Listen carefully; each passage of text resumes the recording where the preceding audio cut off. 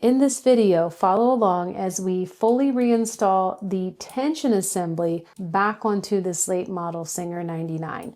Once we get it on, we'll zero it out, get the nose plate on. We have a lot to do. Let's get started.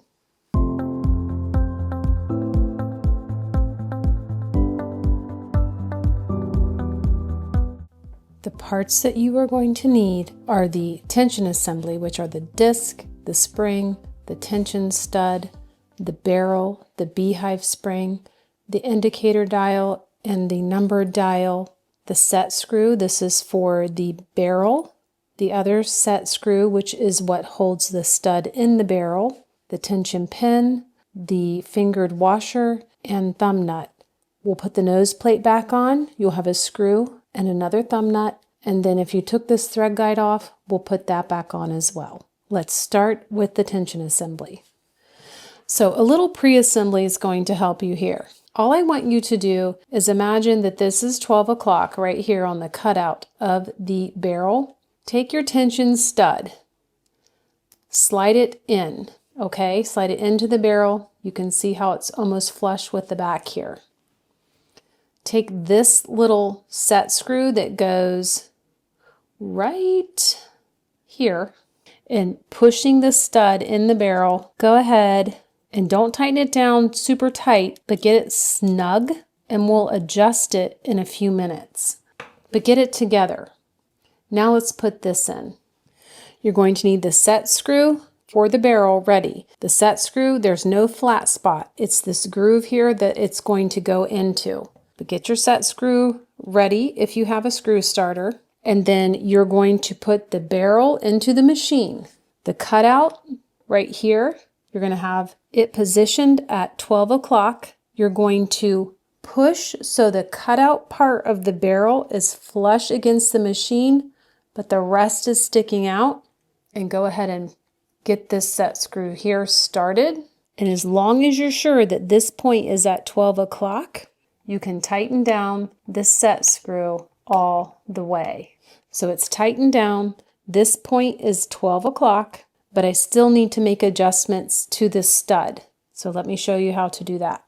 You can see the screw that we put in. It's right here. Loosen that just a little bit so you can turn the stud now.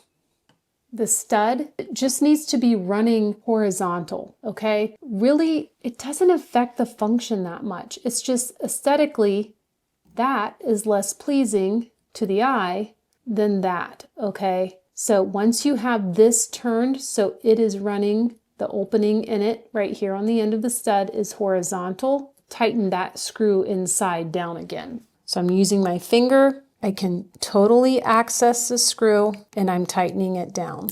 Now the stud won't move. Now we can slide our spring on. The little tail in the spring is going to go into one of these little cutouts here. The part that's coming up, I like it to be at about 2 o'clock. So right about there. Once you do that, you should be able to slide it over so it's in front of the 12 o'clock cutout. Then we're going to take our tension pin, go ahead and get it into the stud, push it back. We're going to take both of our tension discs and we're going to put them so the convex sides are together like that and slide them on. Then you're going to take your indicator dial and you're going to slide it on with the plus minus sign up. Then you're going to take your beehive spring. And this is a little coffee cup. Do you see?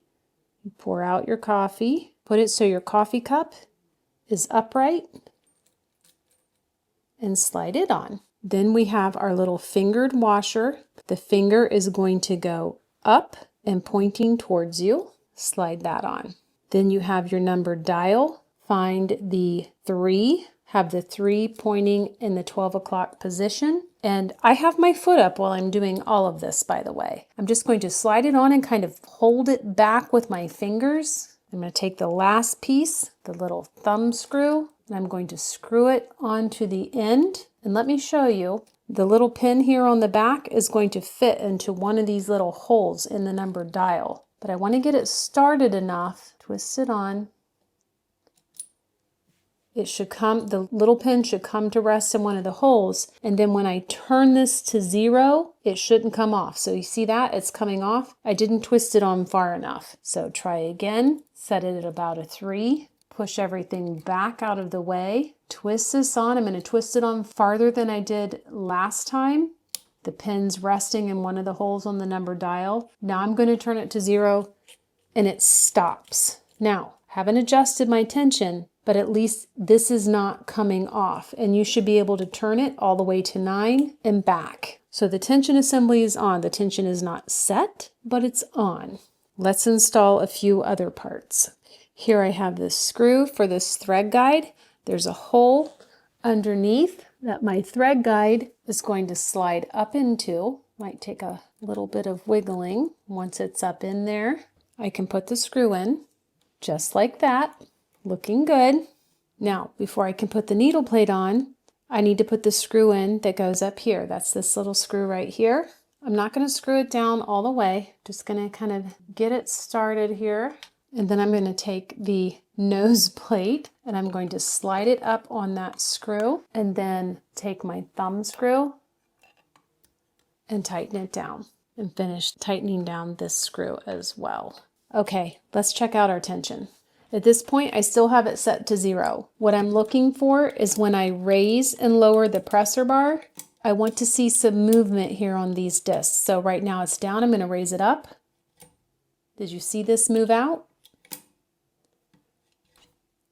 That means my tension pin releasing lever is working right. Let's put some thread on this. Just dropping a spool of thread on top. It's going to come down through this thread guide and it's going to go between the 2 discs that we set on. I still have my tension set at 0. I'm going to put it between the 2 discs, bring it up and around the spring. See? And I'm going to go like that.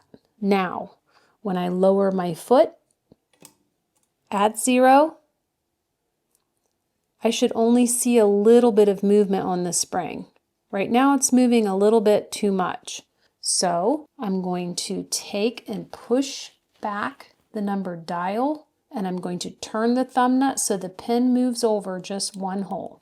Look at that. Do you see? Very little movement on the spring at 0. Now, if I moved it to say 3 and put the foot down, a lot more movement. My tension is working. I won't know until I sew whether or not everything is kosher, but now this is what I want. Very little movement at 0 with the foot down on the spring. So very good. So we reinstalled the tension and we've sort of zeroed the tension out. We won't know until we test sew whether or not we have everything right. We got the faceplate and the thread guide back on as well. It's getting so close. When we come back, bobbin winder guys, let's get that on before we get the motor back on the machine. Thank you so much for following along. Again, if you liked this video and you found it helpful, please give it a thumbs up and I will see you again really soon. Bye.